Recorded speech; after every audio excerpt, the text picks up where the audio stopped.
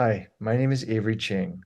I'm a co-founder and CTO at Aptos Labs. It's my pleasure today to be at Shanghai International Blockchain Week talking about a recap of Aptos in 2023.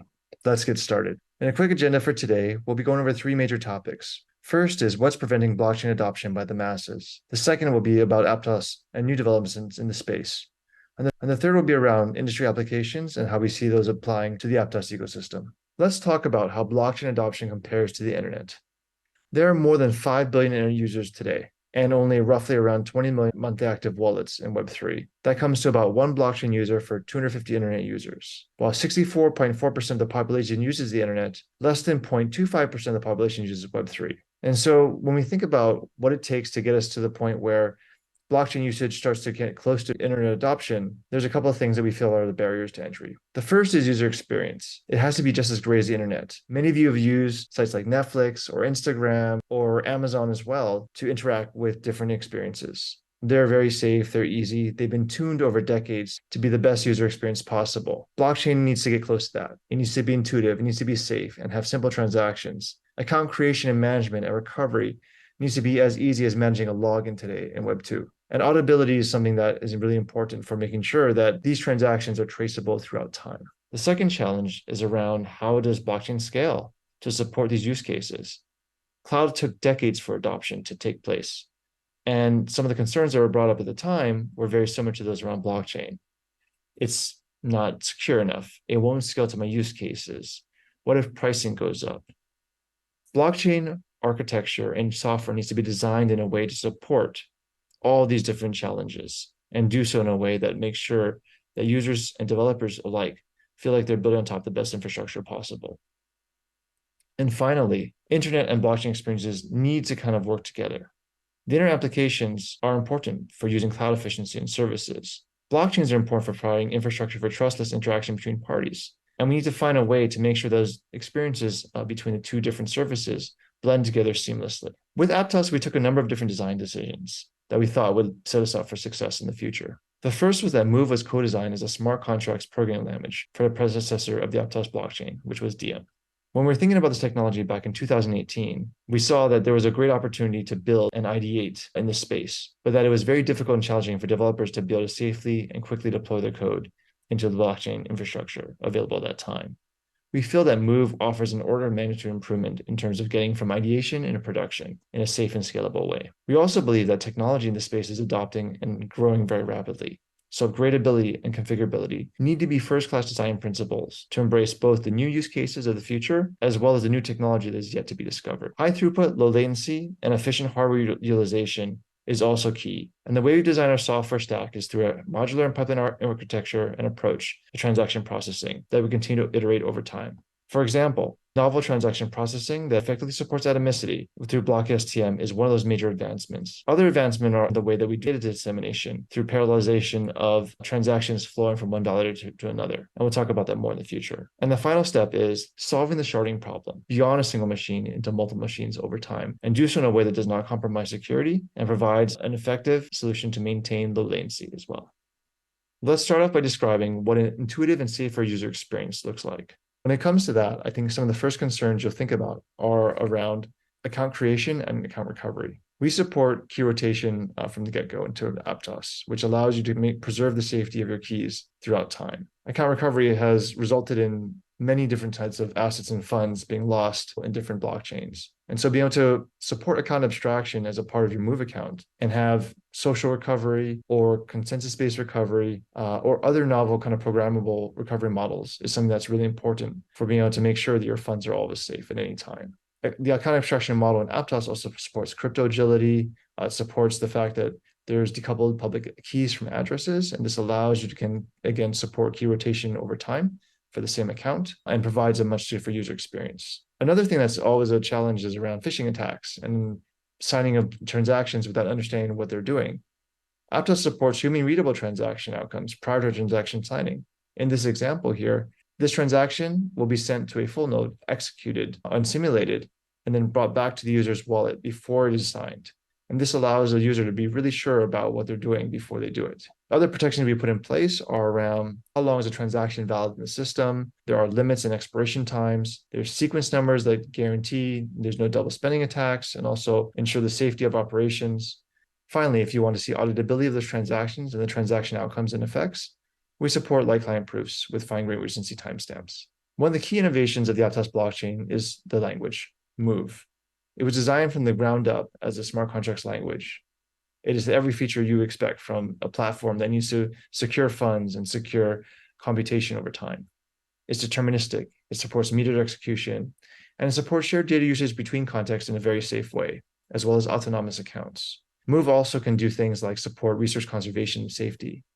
That means, unlike other languages which don't have these kind of concepts and use things like integers to represent coins, you don't have this problem of duplication or double spending or accidentally changing and manipulating values in a way that would modify the money supply. In 2023, we've continued to evolve Move for different types of application use cases. We support higher order inline functions for collections, which makes for simpler programming. We support resource groups, which allows new composability for the way that developers and smart contract authors kind of optimize the way they think about storage. And we've also introduced the concept of moved objects, which are a new way of thinking about composability at the object level. We're also really excited about new evolutions to Move. First of all, there's the dot syntax, which shortens the amount of code that developers need to write. We also have for loops, which provide safer ways of iterating over collections. And we're also thinking about enums as a construct, which will allow objects to evolve better over time and support upgradability between contracts. Between these examples, we also have looked at function overloading, generalized abilities. We're also working on a new Move compiler and a new VM as well that's going to be much more performant. For those of you who've been really excited about using products like Hardhat for developer experiences, we'll be creating something very similar called the Aptos Workspace to make development essential as well. As I mentioned before, upgradability is a very key theme for Aptos, and we've used it very heavily in 2023. We've already had 5 different launches in 2023 as of now, and 2 more planned for the rest of the year. These upgrades have been pretty massive in terms of what they're going to accomplish. And the speed and pace in which the community is able to add new updates and features is tremendous. Let's discuss the Aptos architecture briefly in order to understand the context of where we come and where we're going to. Aptos relies on a pipeline and modular architecture. This allows for high throughput, low latency, as well as supports hardware efficiency of the machines that are available to it. There are 5 distinctive phases in the Aptos blockchain. The first of all is continuous transaction dissemination. Every validator is going to be sending blocks of transactions to other validators and produce what's called a proof of availability. After that, there's a phase for ordering of the blocks. Now, the interesting part here is that blocks themselves don't need to be shipped between validators yet, and validators can still agree on this ordering of those blocks. They just need the metadata. The next phase is around parallel execution. Once you have the metadata, you also need the transactions at that time. Validators can take those blocks, execute them in parallel with a technique that is, again, based on block STM. And then there's a batch storage phase, which takes advantage of larger operations and fewer seeks. After that, asynchronously, there's a state proof certification where you generate authenticated data structures based on the state, can be used for light clients. One of the keys to parallel execution in Aptos blockchain is block STM. Block STM is deterministic parallel execution. It takes that stream of block metadata, uses the blocks of transactions, and then executes as fast as possible while both extracting dependencies as well as leveraging if there's any information with respect to those dependencies. And so this provides 2 different things. One is that it provides very high throughput. The other thing is that in contrast to other blockchain systems, which require you to declare dependencies up front, it supports any kind of complex transactions, even if the data dependencies are unknown. It's both an optimistic and, in the future, a pessimistic approach to parallelism and is implemented with a multi-version data structure. We've been excited to help set new standards in industry around reproducible and realistic workloads. The way we define this is we start with what is a transaction. It is a user-defined sequence of 1 or more operations, all served by a single logical unit of work. For example, if you do 100 different operations within a single transaction, we still kind of count that as 1 transaction. Transactions should be distinctive from what system transactions are. So for instance, votes and metadata are system transactions. We do not count those as user transactions. A transaction may have few or many operations. In the database space, you have TPC benchmarks, which capture the different types of workloads and the different shapes of those transactions. It's something that we also want to add over time within the Aptos blockchain testing suite. Finally, we believe that openness and reproducible results are really important for building credibility for the overall Web3 space. So we published a repository that contains all the tools and runbooks for running the same benchmarks we have on Google Cloud. We are also very proud to report at this time that we have verified end-to-end performance of a sustained 28 transactions per second on 100 machines in 3 different regions on GCP. And you don't have to take our word for it. You can go ahead and download from our repo the code base. You can go ahead and run the experiment yourself with the same architecture and hardware, and you'll get the exact same result that we did. Now, while 20K is a really great number and it actually supports, more than all the workloads today in Web3, we want to scale blockchains like the cloud. And so as we start to take these different phases of execution, we kind of see the different bottlenecks we found and how we kind of remove those bottlenecks over time. So first of all, we launched something called Quorum Store in July. We're really excited about that. That's the first phase of parallel data dissemination. In our experiments, we've seen that can provide greater than 600K TPS just for data dissemination itself. We've also been really excited to work on some novel research in consensus. Our latest research at Shoal shows a really cool breakthrough where in the past, DAG-based protocols provided very high throughput, but had an issue with latency. Traditional kind of BFT-based consensus protocols had great latency, but had more challenges in terms of providing more throughput. We've built a way and a mechanism to take DAG-based protocols and marry them with the best attributes of what we do in our leader election protocol and leader reputation to provide amazing latency and high throughput. Parallel execution with BlockSTM has been able to demonstrate well over 100K TPS from an execution standpoint. This is kind of limited more with respect to the amount of compute hardware you have in your machine. And as we mentioned, we'll start off with one machine, but we'll grow to multiple machines over time. Finally, there's storage scalability through our batch and parallelized JMTs, or jellyfish Merkle trees, as well as optimized Merkle tree data structures, which we're continuing to prove over time. Now that we've gone over a high level of our architecture, we'll talk about how it's affecting different industries. Our focus points have been around gaming, social, finance, and media and entertainment. We believe that gaming is a massive opportunity for Web3. There are more than 3 billion gamers today, and the APAC region is a very big supporter of Web3, and almost 50% of the revenues are generated in that region today. Virtual worlds have been created for different types of games for a long period of time and brought millions of people together socially, interacting in a vibrant ecosystem. And we've seen from different surveys and experiences that gamers are really like to see those digital assets that are transferable between games. And developers are thinking really, really hard about these problems. But the experience itself must be seamless. Games should really still continue to focus on the utility it brings to the users. It's fun, it's enjoyable, it's the way I want to spend my extra hours outside of work, outside of family. And that blockchain really should be adding value to the experience itself. It should be this trustless infrastructure layer that provides the ownership, that provides built-in interoperability. We see that there's a lot of primitives that can also add utility from the blockchain side, whether it's going to be composable and dynamic NFTs that are transferable between different players, or even games have so many elements of randomness, whether it's opening a treasure chest or if 2 players fight, there's an aspect where the weaker player may win, even though it's less likely over time. And the features that we can build on chain can actually support this gameplay in a very fair way. There's blending and as well as delegating transaction fees to another party to make the experience seamless, which are very, very important as well. I'd like to walk you through one of our gaming use case studies today. Taking what a movie like Renfield, which talks about Dracula as well as assistant, how do you kind of make this more interesting to people? And we partnered with NBC Universal to build a game to win NFTs and prizes and get fans more engaged into the movie-going experience. The way it was done was you'd go and squash bugs, you'd have a user login and a click-through transaction experience that felt very similar to an internet game. There are gas fees paid by developers in the back end. You can have these assets transferred to any wallet, but it feels like a very normal mobile experience for interacting with a specific piece of content or IP that enhanced it. And that's something that was really successful. And we're going to be working with NBC Universal on future efforts in this space. Another area of excitement for us is around the social space in Web3. Today, there are already more than 5 billion social media users, with all of them nearly being on mobile. And we also spend more than 2.5 hours a day on these social products. This is really comparable to the amount of time of people spending watching TV. Social has interesting challenges around ownership, content moderation, as well as creator relationships, which makes it a very natural fit for blockchain. Let's walk through a social use case with Chingari. For those of you who don't know, Chingari is a Web3 social media app with more than 45 million monthly active users and more than 2 million on-chain users. It is a very fast-growing platform in India, Indonesia, and Turkey.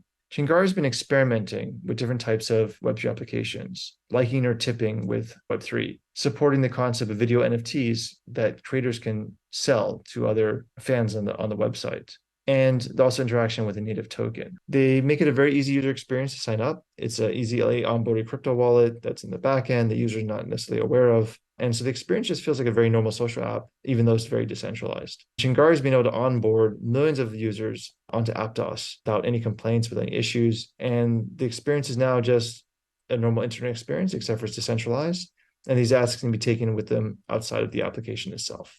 We believe that media and entertainment provide additional opportunities for added value in Web3. There are more than 500 million global music subscribers, and we spend about 2.5 hours a day on TV. Some of the problems we think that blockchain can solve is how does content get directly from content creators to consumers? How do event organizers have a direct connection to the fans so they can build their own custom reward and loyalty programs? How can communities help to fund content production and not just from a small set of actors? And even thinking about things like playlists can be composed by communities of users rather than a single curator. We've partnered with Kit Labs, who is an exciting team thinking about some of the challenges in ticketing today. They've already had events that have sold thousands and thousands of tickets, including that at Soulbound and Wonderbus, featuring Pitbull and Demi Lovato. And the thing that they've done really, really well is provide a seamless, low-cost ticketing experience that uses credit cards, something that people are very familiar with, as well as blockchain in the back end. Anyone who leverages these products can build their own custom loyalty programs, provide airdrops to fans, and provide a much more enhanced experience than what exists with today's solutions.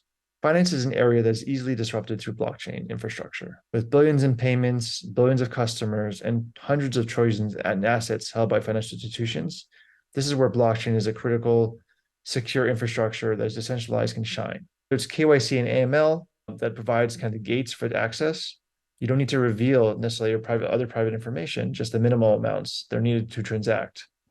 Decentralized exchanges can allow users to remain in control of their assets, and every transaction that happens is going to be both recorded and auditable. From a payments perspective, you get instant settlement times, lower transaction fees than what exists with traditional rails. And finally, the ability for tokenizing assets on chain makes those assets more accessible and allows the different decentralized protocols to work together in a way that provides new user functionality that just isn't possible today. We'll take a look at a few use cases in finance. The first of which is Aconia and what they've been doing with their DEX and CLOB, or central limit order book. One of the things that BlockSTM enables them to do is declare trades on multiple markets in parallel. This allows them maximum throughput and a crankless order book structure, which is unique in the space. We also see that SushiSwap and ThalaSwap can provide Web2-like experiences for DeFi, and they're incredibly cheap, less than 1 cent on average. The fast finality time also provides for an internet-like experience for users. Overall, we feel like the industry is very early. Less than 0.4% of internet users use the blockchain, and we've got to fix that together. We need to see these user experiences are going to be as seamless, and fast, and reliable as the internet itself. We also continue to develop and innovate in this space, whether it's going to be new consensus protocols like Shoal, or data dissemination techniques like what we've done with Quorum Store, or even innovations in the Move language where we push forward the developer experience and also the building blocks in that space. The blockchain infrastructure is going to need continuous and massive innovation in the coming decades, and we're prepared and excited about delivering those technology changes into an upgradable network. Finally, we've talked through some of the industries that will be transformed by blockchain technology and the use cases possible. We're excited to see a lot more of those use cases coming forward in the coming years. And with this concludes our talk. Thank you for having me.